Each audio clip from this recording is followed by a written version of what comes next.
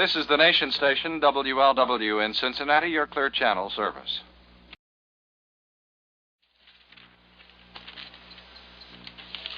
Ladies and gentlemen,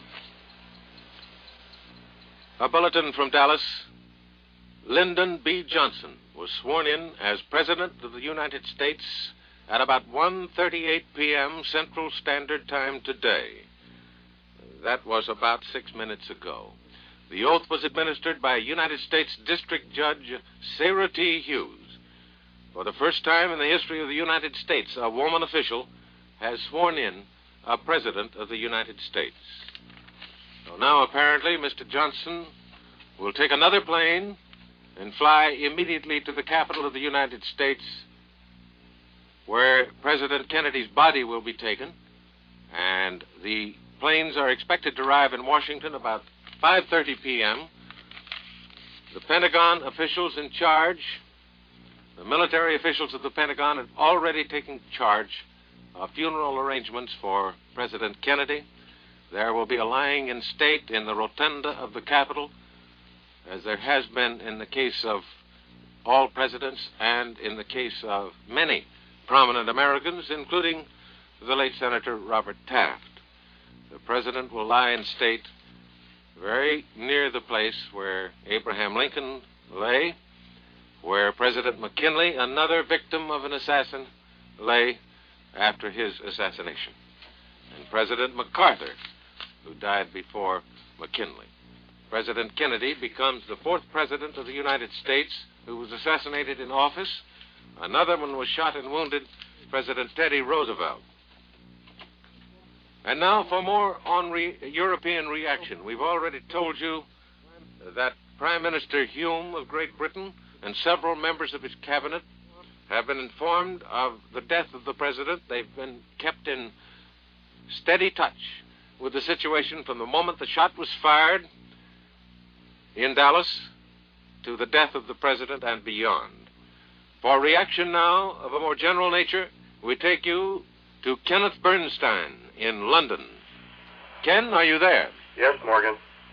Would you give us European reaction, and then let's discuss this matter? Well, European reaction, as far as it's seen from London, ranges from the man on the street who is stunned to the Queen of England, who we may assume feels the same as the rest of us. The Queen was informed immediately as soon as the news was received. She is to issue an official statement from Buckingham Palace very soon. The Prime Minister, Sir Alex Douglas Hume, is driving back to London. He was at dinner 40 miles out of town. He left the dinner table and is coming back to London. We have an official statement from Downing Street which says, Prime Minister has learned with the most profound shock and horror of the death by assassination of the President of the United States. The Prime Minister will have more to say later. He's going on radio and television later tonight, Morgan. Incidentally, Ken, we will mix bulletins in with your report to us. We've just reported before that President Johnson had taken the oath of office. For the record, historically, he took the oath aboard the presidential plane at Dallas's Love Field. Now, will you come in again, Ken? Yes, Morgan. I think an interesting indication of the impact of this news in Europe is the fact that the BBC, which is a very steady-going outfit, was completely unprepared for it and went to silence and complete despair, apparently. There was a minute of silence after the original bulletin, and then the announcer, almost stuttering, which is most unheard of on the BBC, said, "We will now have some soft music." And he did. And an hour after the original bulletin on BBC Radio, they were to begin a panel program, a lighthearted program, called Any Questions, and the panelists announced that they had decided not to go ahead with the program in deference to the death of the president. And a member of the panel, Lord Boothby, who was a colorful Tory, got up and said, "I have lived through 2 wars. I've had to live through some hard touches, including the deaths of friends, but the blow that has fallen tonight is for me the most shattering of all." I think that sums up the way an awful lot of people in Britain feel. Morgan, I went over to the Dover Castle, a pub near our office and near the BBC.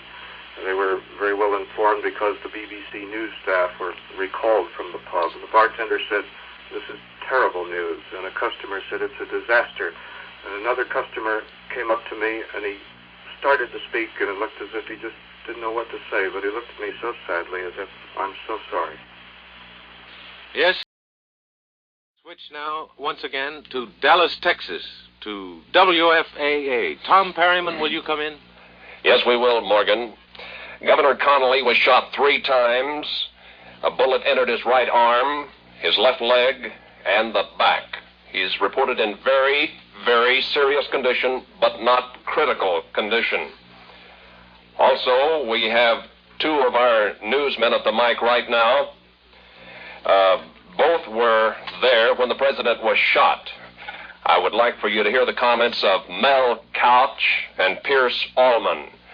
Mal, could you tell us what you saw? Yes, I was in the 8th car in the motorcade. There were 5 other newsmen, myself, in this car. We just rounded a corner, and the president's car was heading out of downtown proper. We were at right angles to the president's car, about approximately 50 to 75 feet away. I heard this shot, or what it sounded like at the moment, to be a motorcycle backfiring, and I heard another one, and by the 3rd shot, it sounded, by then, the men in the car realized that it was not a motorcycle, but it was someone firing. Our car rounded the corner just as the president's car sped off down underneath an underpass and out onto what is known as Stemmons Expressway. I looked to the left of me as a policeman fell, pulled his pistol. To the right of me, 2 citizens dropped to the ground, and I had a chance to take a quick shot of the window from whence the assassin fired his weapon. That was an eyewitness report from Mal Couch, WFAA TV newsman. Pierce Allman also was nearby when the president was shot. Can you add anything briefly, Pierce? Not at all, Tom. I heard the 3 shots. I glanced. The president was down in the car. I thought he was ducking, which was a natural reaction. And Jackie was just beginning to clutch at him, and he had Jackie. Then the car sped off, and I ran over to the Texas School Book Depository building where the shots occurred. And I didn't see anybody run out or run past. We just got back from there. Also, Morgan, we have a statement from Lieutenant Governor Preston. Thank you. I would like to note at this time we have word from the White House Secret Service detail about the confusion surrounding those who died along with the president. The White House Secret Service detail denies that any Secret Service man was killed in the Dallas assassination. Now, that's the report that's been bothering us from the beginning of this report to you on the assassination of President Kennedy, because we did know and had confirmation that a Dallas policeman had been shot, and of course the man apparently connected with that has been arrested in a theater. At least the man by the name of Oswald, a young man, black curly hair, has said it's all over now. But anyway, the Dallas policeman has been shot. There has been no Secret Service man shot. Incidentally, the Secret Service detail in the White House announces that Speaker John McCormick of the House of Representatives has now received a Secret Service guard. He is next in line for the presidency behind Lyndon B. Johnson, who has been sworn in as President of the United States and is now en route to Washington. The Police Department of Dallas, Texas, reports that Lee H. Oswald, who was arrested in a theater in the outskirts of that city soon after the assassination of President Kennedy, is the prime suspect in the assassination of the president. They identify Lee H. Oswald, this curly black-haired man in his 20s, as a chairman of a Fair Play for Cuba committee. Now, in that connection, it is interesting to note what the Fair Play for Cuba committee is in the United States, or the various committees that were formed in universities primarily a couple of years ago. I happen to have reported the Fair Play for Cuba committee formation. This committee was originally formed with $5,000 traced directly by the Federal Bureau of Investigation from the hands of the Foreign Minister of Cuba, Raul, to an American, and it was intended to build a backfire against the government of the United States here.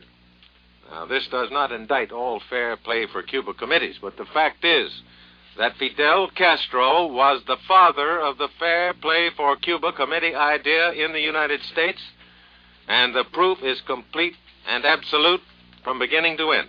So we repeat the bulletin just received from Dallas, Texas. Lee H. Oswald, a young man in his 20s, black curly hair, was arrested in the theater in Dallas as the prime suspect in the assassination of President Kennedy. He scuffled with the police. He wounded one of the police. And when he was finally subdued after a pistol was taken away from him, he said, well, it's all over now. So all of the evidence points to the fact that the police of Dallas are on the track of a very...